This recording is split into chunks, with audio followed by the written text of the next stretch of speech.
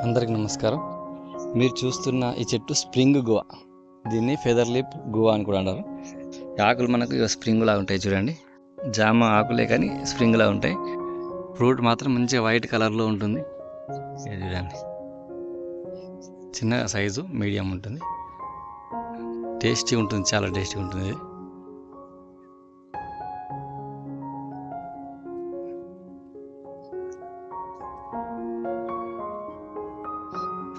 చూడండి కాయలు, ఇక్కడ కూడా ఫ్రూట్ ఉంది.